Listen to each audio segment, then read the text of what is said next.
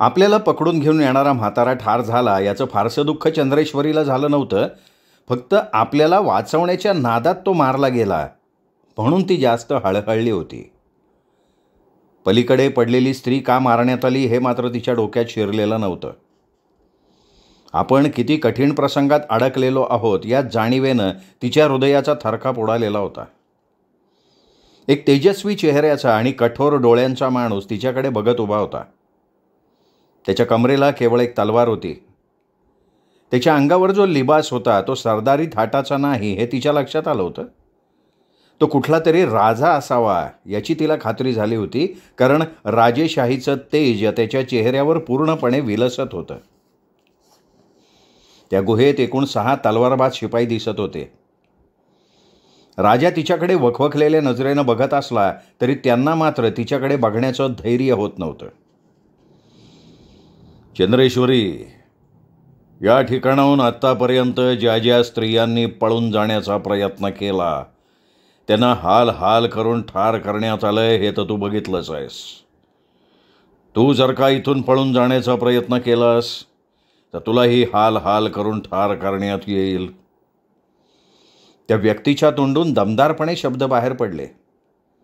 चंद्रेश्वरीचं शरीर शहारल्यासारखं झालं. धीर एकवटण्याचा तिने बराच प्रयत्न केला पण तिला ते अजिबात जमलं नाही. ती तशीच भारावलेल्या नजरेनं बघत राहिली. या प्रमुख व्यक्तीचा इशारा होताच 2 शिपाई पुढे सरसावले. दोघांनीही तिचे दोन्ही दंड पकडले. पुन्हा ती भांबवल्यासारखी झाली. दोघेही तिला हळूहळू गुहेच्या एका बाजूला न्यायला लागले. तिने त्या दिशेला रोखून बघितलं पण त्या गुहेच्या बाहेर जायला तिला कुठेही वाट दिसली नाही. आपल्याला असं कुठं नेण्यात येतंय या विचारानं ती बेचैन बनली. तिने आधाशासारख्या बघणाऱ्या त्या राजघराण्यातल्या माणसाकडे बघितलं. दगडी कपारीजवळ जाताच आपला अंदाज चुकला याची जाणीव तिला झाली. त्या गुहेच्या बाहेर जायला तिथे वाट होती पण ती दुरून दिसत नव्हती. पलीकडच्या बाजूला मंद दिवा जळत असल्याचं तिने बघितलं. जे तिला त्या बाजूला घेऊन जात होते त्यांना तिच्याविषयी अजिबात दयामाया नव्हती. दोघेही तिला घेऊन केवळ एक माणूस जाऊ शकेल इतक्या अरुंद गुहेत शिरले. तिथे जळत असलेला दिवा सर्वात पुढे असलेल्या शिपायानं उचलून घेतला. पुन्हा गुहेतून तिच्या प्रवासाला सुरुवात झाली. ती अतिशय थकलेली होती. धडपणे चालण्याची ताकद तिच्यात नव्हती. 2 वेळा तिने तसं बरोबरीच्या शिपायांना सांगितलं पण त्यांची तिच्याकडे नजरसुद्धा वळली नाही. ते अगदी हुकमाप्रमाणे काम करत होते.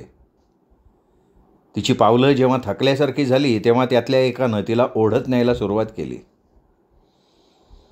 त्या भल्या मोठ्या गुहेतून भुयारात शिरताना जी अरुंद वाट दिसत होती तशीच वाट आत्ताही दिसत होती. पायातली ताकद कमी झाल्यामुळे ती होलपटत होती. होलपटता होलपटता सारखी ठेचकाळत होती. तरीही सगळ्यात पुढचा शिपाई तिला पुढे खेचतच होता. कितीतरी वेळ ती त्या दोघांबरोबर चालत होती. थकले तरी आता आपण थांबू शकत नाही याची जाणीव तिला झाली होती. त्यामुळे मुकाट्यानं त्यांच्याबरोबर जाणं आपल्याला भाग आहे हे तिने ओळखलं होतं. पण का कोण जाणे, हळूहळू तिच्या मनात सोडाची भावना निर्माण झालेली होती. ज्यांनी आपले हाल केले, ज्यांनी आपल्याला जनावरासारखी वागणूक दिली त्यांच्यावर पुरेपूर सूड उगवण्याची जिद्द तिने मनाशी बाळगली. पण हे साळं संधी मिळाली तर हे तिच्या लक्षात येत होतं. आपली सुटका झाली नाही आणि आपल्याला संधी मिळाली नाही तर आपण काहीही करू शकणार नाही याची तिला खात्री पटली होती. ती जाता जाता कोणातरी स्त्रीचे हुंदके तिच्या कानात शिरले. आपल्यासारखीच कोणीतरी स्त्री कैदी त्या ठिकाणी असावी याची तिला जाणीव झाली. त्या स्त्रीला बघण्याचा तिने आटोकाट प्रयत्न केला पण तिला ते अजिबात जमलं नाही. कारण तिच्या डाव्या बाजूला जे भुयाराचं तोंड होतं त्या भुयारातून तिने ऐकलेला हुंदका आला होता. आणि त्या भुयाराच्या तोंडाशी येताच पुढे चालणाऱ्या शिपायानं तिला दूर खेचलं होतं. आणखी थोडं अंतर भुयारातून चालून जाताच तिला थांबवण्यात आलं. हातात असलेला तेलाचा दिवा घेऊन एक जण आत शिरला. मागच्या शिपायांनी तिला चिंचोळ्या भागातनं आत ढकललं. त्या दिव्याच्या उजेडात तिने आपली भेदरलेली नजर त्या छोट्याशा गुहेवरनं फिरवली. त्या गुहेत कोणातरी स्त्रीचे कपडे अस्ताव्यस्त पडलेले होते. ज्या स्त्रीचं आपण प्रेत पाहिलं त्याच स्त्रीचे हे कपडे असावेत याची खात्री तिला झाली. अशा भयाण जागेत रात्र काढायला ती अजिबात डगमगली नसती, पण ज्या स्त्रीचं आपण प्रेत पाहिलं त्याच स्त्रीचे कपडे उशाशी घेऊन झोपण्याचं धैर्य तिला होत नव्हतं. एकानं कमरेचा छोटा सुरा काढून तिच्या हातांना बांधलेल्या दोऱ्या कापल्या. ती इतकी थकली होती की उभं राहायचं धैर्य तिच्यात नव्हतं. हाताची बंधनं तुटली जाताच ती मटकन खाली बसली. दोघांनीही भावनाहीन नजरेने तिच्याकडे बघितलं. एक जण त्याच ठिकाणी राहिला आणि दुसरा घाईघाईत अंधारात निघून गेला. आत्ता रात्र एका दिवस आहे हाच तिच्या पुढे प्रश्न होता. आणि विचारावं तर आपल्याला उत्तर मिळणार नाही याची तिला जाणीव होती. बऱ्याच वेळानं गेलेला शिपाई परत आला तेव्हा त्याच्या हातातल्या थाळीत दशम्या होत्या आणि डाव्या हातात एक पाण्याचं भांडं होतं. अद्यापपर्यंत आपल्याला भूक लागली आहे हे ती पार विसरली होती. तहानेची सुद्धा तिला जाणीव झाली नव्हती. समोर दशम्या बघताच मात्र भुकेचा डोंब पाहता पाहता तिच्या पोटात उसळला. तहानेनं तिचा जीव कासावीस झाला. थाळी आणि पाण्याचं भांडं तसंच ठेवून दोघेही निघून गेले. आधाशासारखी ती त्या दशम्यांवर तुटून पडली. भरपूर पाणी प्यायली. खाता खाता ती शांतपणे विचार करत होती की आपण प्रयत्न केला तर या गुहेतनं आपली सुटका होईल का नाही हा विचार तिच्या मनात घोळत होता. अशा क्षुल्लक प्रसंगाला ती तशी घाबरणारी नव्हती. सूरज शौर्य आणि त्याची बुद्धिमत्ता ती नजरेपुढे आणायचा प्रयत्न करत होती. त्याच्या पत्नीला शोभेचं काम आपल्या हातून व्हायला हवं हाच विचार तिच्या मनात नवी जिद्द निर्माण करत होता.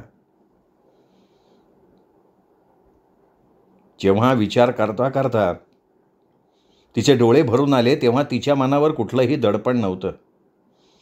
2 हात करता करता आणि लढता लढता मारण्याचा तिने निश्चय केला होता. नथूला घेऊन सूरज सांधी गावातनं निघाला तेव्हा पूर्वेकडे तांबडं फुटलं होतं आणि कोणत्याही क्षणी सूर्याचे कोवळे किरण सृष्टीला न्हाऊ घालतील असं दिसत होतं. पूर्वीसारखा सूरज अगदी शांत दिसत होता, पण तो अंतःकरणातनं खवळलाय याची पुरेपूर जाणीव नथूला होत होती. काहीतरी विचारण्याचा प्रयत्न तो सांधी गावातून बाहेर पडल्यापासून करत होता, पण तो बोलू शकत नव्हता. नथू, सरदार शमशेरसिंग बाजवा. घोड्यावरून दौड करता करता सूरजच्या तोंडून शब्द बाहेर पडले. नथूनं चमकून त्याच्या तोंडाकडे बघितलं त्यावेळी सूरज घोड्याच्या पाठीवर टाच मारताना त्याला दिसून आला. दोन्ही घोडे त्यांच्या नेहमीच्या सरावातले नव्हते. त्यांना शोधून काढायला सुद्धा वेळ नव्हता.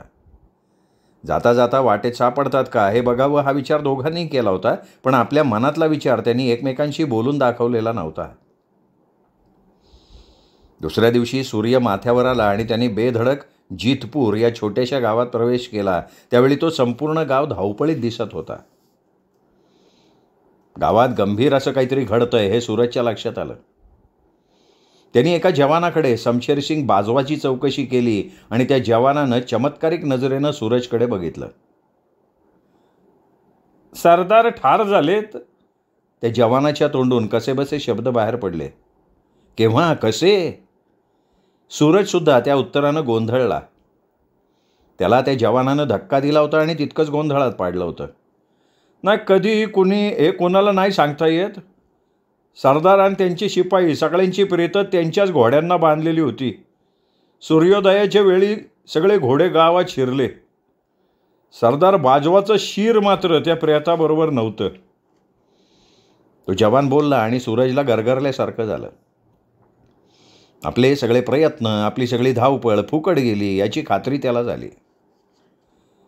चंद्रेश्वरीला सरदार शमशेरसिंग बाजवानंच कैद करून नेलंय याविषयी त्याला अजिबात शंका नव्हती.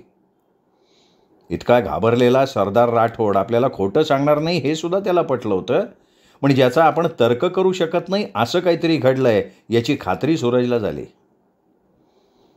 त्यांनी नथूच्या चेहऱ्याकडे बघितलं. सूरजच्या डोळ्यात पूर्णपणे निराशा फैलावलेली नथूनी पाहिली. निराश होणं हा आपला धर्म नाही. तापलेल्या आवाजात नथूच्या तोंडातून शब्द बाहेर पडले. काही न बोलता नथूनं घोडा मागे फेकला. सूरजनं देखील त्याचंच अनुकरण केलं. नथूच्या डोक्यात काहीतरी नवीन आलंय हे त्यांनी ओळखलं. नथू, तू काय सांगणार आहेस? त्या जवानापासनं बरंच दूर जाताच सूरजनं विचारलं. सरदार राठोडला आपण हलवलं तरच आपल्याला योग्य ती दिशा सापडेल. नथूनं आपला तर्क सांगितला, पण सूरजला तो काही पटला नाही. कदाचित सरदार राठोडला काहीही माहिती नसावं हाच विचार त्याच्या मनात घोळत होता. नथूच्या चेहऱ्याचं तो बारकाईनं निरीक्षण करत होता. सूरज, तू जेव्हा सरदार राठोडशी बोलत होतास तेव्हा मी तुमच्यापासून अगदी जवळ होतो. त्याच्या बोलण्यात लबाडी आहे हे माझ्या लक्षात आलं होतं, पण मी बोलू शकत नव्हतो कारण तू रागवशील याची मला भीती वाटत होती. अरे पण इतका घाबरलेला माणूस इतकं खोटं बोलू शकेल? सूरज, माणसं ओळखण्यात तू पटाई येत आहेस हे माहिती आहे मला, पण आत्ता तुझं डोकं काम करेन असं झालंय. एकदा सरदार राठोडला हलवून तर बघ. नथूनं ठामपणे बजावलं आणि त्याचं आता आपण ऐकायला हवं याची जाणीव सूरजला झाली. दोन्ही घोडे तुफान वेगानं सांधीच्या रोखानं दौडायला लागले. सरदार राठोडचं कुठल्या पद्धतीनं तोंड उघडावं हाच विचार तुफान गतीनं घोड्याची दौड करताना त्याच गतीनं सूरजच्या डोक्यात घोळ घालत होता. सरदार अमरसिंग राठोड जर का खरोखर खोटं बोलला असेल तर त्याचं काय करायचं हे सुद्धा त्यांनी मनाशी ठरवून टाकलेलं होतं. सरदार अमरसिंग राठोड भणाणलेल्या अवस्थेत होता. रात्रभर डोळे झाकले नसल्यामुळे बाहेरच्या तापलेल्या उन्हाकडे बघण्याची त्याची हिंमत नव्हती. संपूर्ण शरीर जड झाल्यासारखं वाटत होतं आणि त्याचवेळी डोकं देखील भणाणून गेलं होतं. सूरजचा विचार त्याच्या डोक्यातनं हालायला तयार नव्हता. इतका धसका त्यांनी यापूर्वी कुठल्याही माणसाचा घेतला नव्हता. एकाकीपणे लढणारा, मनुष्यबळ अजिबात पाठीशी नसलेला हा माणूस बड्या बड्या सरदारांना सुद्धा डोईजड व्हावा हे त्याला रुचत नव्हतं. आपलं सामर्थ्य त्याच्यापुढे तोकडं आहे ही खंत त्याच्या मनाला सारखी डाचत होती. अशाच भणाणलेल्या मनस्थितीत अर्धा दिवस निघून गेला आणि कुणीतरी एक घोडेस्वार आल्याची वर्दी सरदार राठोडला देण्यात आली. दूरवरून येणाऱ्या त्या घोडेस्वाराकडे सरदारनं खिडकीतनं बघितलं आणि तो कुणाकडून आलाय हे त्याला बघता क्षणी कळलं. अनामिक भीतीनं त्याचं शरीर शहारलं होतं. आपल्याला काहीतरी तातडीचा संदेश असावा याची त्याला खात्री झाली. त्या शिपायाशी आपण बोलत असताना जवळपास कोणी राहू नये याची खबरदारीही त्यांनी घेतली. सरदार, महाराजांनी तातडीनं आपल्याला फरमावलेलं आहे. मुजरा करून पुढे येतो शिपाई नम्रपणे बोलला आणि पुन्हा एकदा सरदार राठोडचं शरीर शहारलं.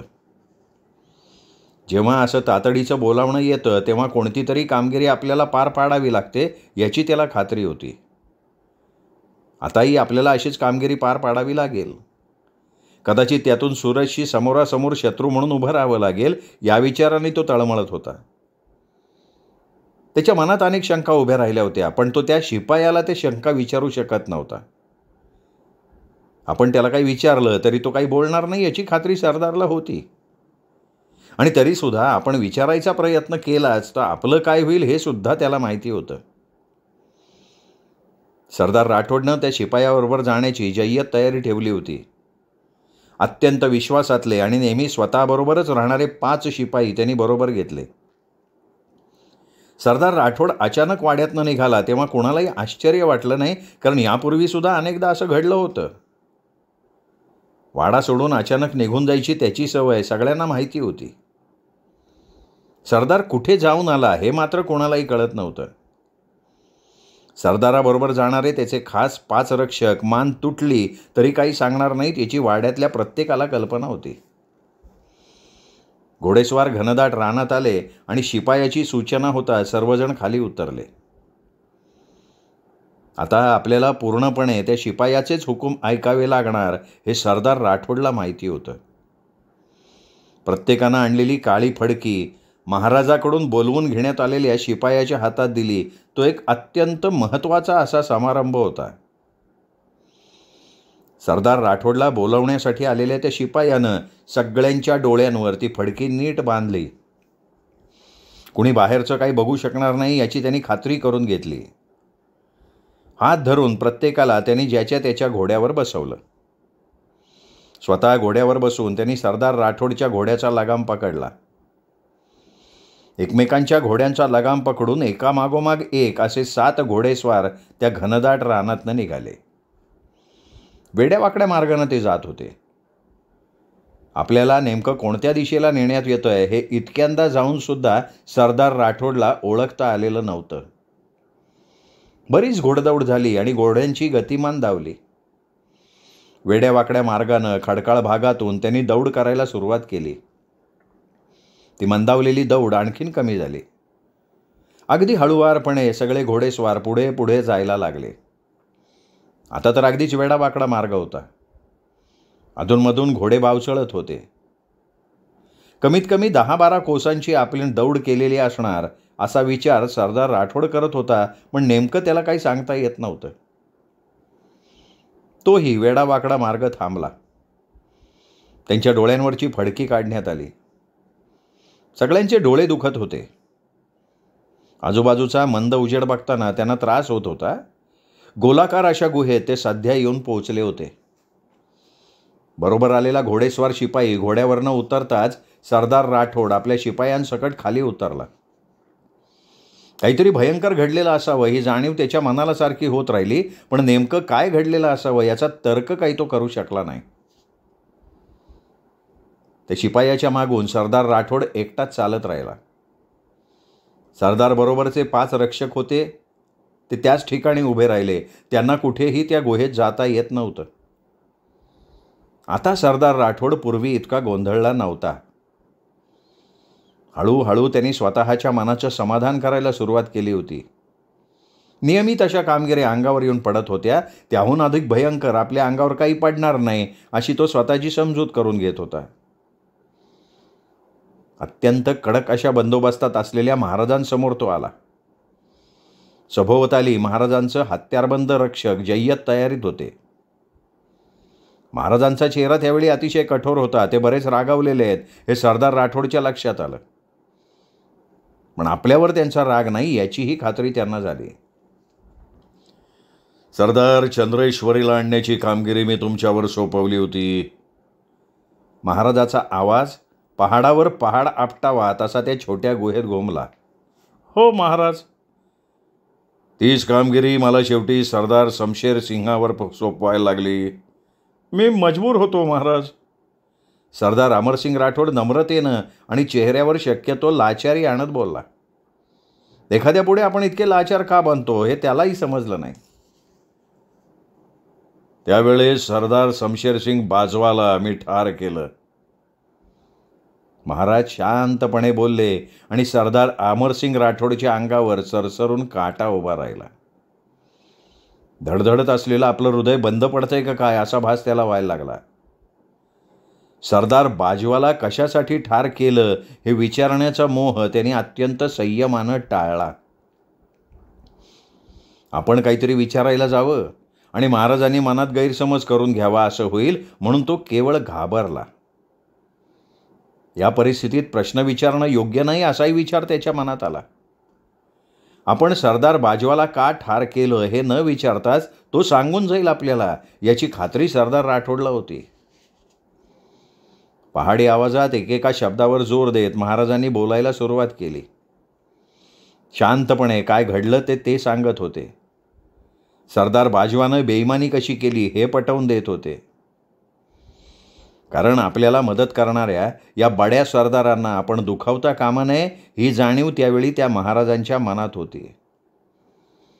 जो दुखावला जाईल त्याला जिवंत राहू द्यायचा नाही, कारण केव्हाही तो आपला घात करू शकेल असाही विचार त्यांच्या मनात घोळत होता. शेपटीवर पाय पडलेला साप ठेचायलाच हवा हे त्यांचं धोरण होतं. महाराज बोलायचे थांबले तेव्हा सरदार राठोड अतिशय शांत झाले होते. आपल्यावर कोणताही रोष नाही हे समजल्यामुळे ते स्वतःला सावरू शकले होते. सरदार शमशेरसिंह बाजवाला ठार करायचं जे कारण महाराजांनी सांगितलं ते तर त्याला अजिबात पटलेलं नव्हतं. कितीही निष्ठा गहाण टाकल्या तरी कधीकधी माणुसकी दाखवण्याचा प्रसंग येतो याची जाणीव राठोडला होती. कधी काळी आपल्यावर देखील हा प्रसंग येऊ शकेल हा विचार तो करत होता. महाराज, सरदार बाजवांच्या हातून आणखीन काही चुका झाल्या असतील, कारण सूरज सांधीपर्यंत येऊन पोचलेला आहे. सरदार अमरसिंग राठोडनं शांतपणे सांगितलं आणि महाराज भेदरल्यागत राठोडच्या तोंडाकडे पाहत राहिले. या एकाच वाक्यानं आपण महाराजांना धक्का दिलाय याची जाणीव त्याला झाली. आता सरदार बाजवाबद्दल आपण काहीही बोललो तरी महाराज आपलं काहीही करू शकणार नाही हा विचार सरदार राठोडच्या मनात घोळत होता. महाराजांविषयी नकळत त्याच्या मनात सुडाची भावना निर्माण होत होती. केवळ आपण मूर्ख म्हणून या सरदाराच्या तावडीत सापडलो हाच विचार त्याच्या मनात डोकवत होता. मनातल्या मनात तो स्वतःला शिव्या हासडत होता. आपण इतके नामर्द बनलो कसे ही जाणीव त्याच्या मनात स्वतःविषयी क्रोध निर्माण करत होती. सरदार, तुमची खात्री आहे? महाराजांनी गंभीर आवाजात विचारलं. त्यावेळी ते घाबरलेले आहेत याची जाणीव सरदार राठोडला झाली. आपण महाराजांना असंच घाबरवलं तर ते कुठेतरी आपल्या जाळ्यात फसतील हा विचारसुद्धा त्यावेळी सरदार राठोडच्या मनात घोळत राहिला. महाराज, यापूर्वी मी त्याच्याबद्दल बरंच काही ऐकलेलं होतं. जेव्हा तो सूरज आहे असं मला कळलं तेव्हा मी माझे 6 शिपाई त्याला पकडण्यासाठी पाठवले, पण त्या सगळ्यांना ठार करण्यात आलंय. सरदार राठोड चेहऱ्यावर शक्यतो कठोर भाव आणत बोलला. सूरज आपल्या वाड्यात आला होता हे मात्र त्यांनी सांगितलं नाही. महाराजांना निष्कारण भलताच संशय यायला नको हा विचार त्यावेळी तो करत होता. मग आता कुठे असेल तो? नाही, ते मलाही माहिती नाही आहे. माझी माणसं त्याच्या शोधात आहेत. कोणतीही किंमत द्यायला लागली तरी चालेल, पण तो दिसेल तिथे त्याला ठार करा हा हुकूम दिलाय मी. सरदार, मी तुमच्यावर एक कामगिरी सोपवणार होतो, पण आता ती मी मागे घेतोय. सूरज जर या भागात आला असेल तर त्याचा प्रथम बंदोबस्त करायला हवा. महाराज, त्याची काळजी आपण करू नका. कोणत्याही परिस्थितीत मी त्याला जिवंत सोडणार नाही. सर्वात हुशार माणसं मी त्याच्या मार्गावर सोडलेली आहेत. तो एकटाच आहे का? नाही, एक भिल्ल आहे त्याच्याबरोबर. ठीक आहे सरदार, आता तुम्ही जाऊ शकता. कोणत्याही परिस्थितीत सूरज जिवंत राहू देऊ नका. महाराज थंड आवाजात बोलले, पण त्यांच्या तोंडून निघालेला प्रत्येक शब्द त्यांच्या अंतःकरणातली खळबळ सांगून गेला. जसा गेला तसा सरदार अमरसिंग राठोड डोळे बांधलेल्या स्थितीत भुयारी मार्गातनं बाहेर पडला. फार मोठं नुकसान आपण पार केलंय याची त्याला जाणीव झाली नाही, कारण त्याचे डोळे बांधलेले होते. सरदार राठोड पुरेपूर थकला होता. आपण बरीच घोडदौड केली होती याची जाणीव त्याला होत होती. ज्या ठिकाणी त्यांचे डोळे बांधण्यात आले होते त्याच ठिकाणी त्यांना आणून भुयारात बांधलेली फडकी त्यांच्या डोळ्यांवरनं बाजूला काढण्यात आली. सरदार राठोड आधाशासारखा सभोवताली बघायला लागला. पिठासारखं चांदणं सर्वत्र पसरायला लागलं होतं. मध्यरात्र नुकतीच उलटलेली आहे हे आकाशात बघून त्यांनी ओळखलं. सोडण्यासाठी आलेले महाराजांचे 2 शिपाई तुफान गतीनं घोडे दौडवत निघाले आणि सरदार राठोड आपल्या वाड्याकडे परतला. त्यावेळी त्याच्या मनातली सुडाची भावना हळूहळू वाढत गेली. या महाराजाला कुठेतरी खेचायला हवं ही भावना त्याच्या मनात बळावत गेली. तो आपल्या शय्यागृहात शिरला आणि एकाएकी दचकून त्याने बाजूला उडी मारली. सपकन आलेला एक बाण खिडकीतनं पलंगाच्या कडेवर घुसला होता. थिजलेल्या अवस्थेत तो थरथर त्या बाणाकडे बघत होता. जोरात ओरडावं असं त्याला वाटत होतं, पण तोंडातनं शब्द बाहेर फुटत नव्हता. इतक्या लवकर आणि अनपेक्षितरित्या सूरज आपल्याला गाठेल यावर त्याचा अजिबात विश्वास नव्हता. आपण त्याच्याशी खोटं बोललेलो नाही याची खात्री त्याला होती. त्या विचाराच्या तंद्रीत त्याची नजर सर्वत्र भिरभिरायला लागली. भीतीनं त्याचा चेहरा त्यावेळी पार उतरला होता आणि त्या भयंकर परिस्थितीत तो त्या शय्यागृहात एकटाच उभा होता. श्रोते हो, हा होता गुरुनाथ नाईक लिखित पेटलेला पलिता या दीर्घ कथेचा 3रा भाग. 4था भाग उद्या. पण तत्पूर्वी तुम्ही जर अजूनपर्यंत चॅनल सबस्क्राईब केलं नसेल तर आत्ता वरती जो माझा फोटो दिसतोय त्या फोटोला क्लिक करा आणि दीपक रेगे कथाकथन चॅनल सबस्क्राईब करा हीच विनंती करतो आणि थांबतो.